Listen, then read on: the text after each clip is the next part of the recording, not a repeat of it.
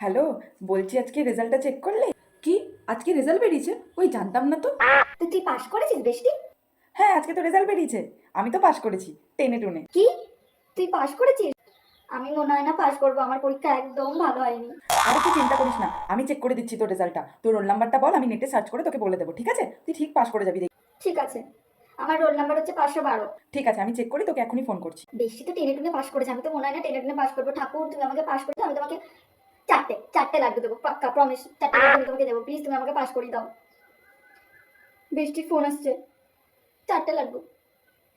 হ্যাঁ বল। কিরে বৃষ্টি, তুই যে বললি তুই অনেক খারাপ পরীক্ষা দিয়েছিস, তুই ভালো নম্বর পাবি না, তুই তো পাসই করবি না নাকি? কিন্তু তুই তো অনেক ভালো নম্বর পেয়েছিস, এমনকি তুই ফার্স্ট ডিভিশনে পাস করেছিস। আমি তো তোর রেজাল্ট এখনই চেক করলাম নেটে।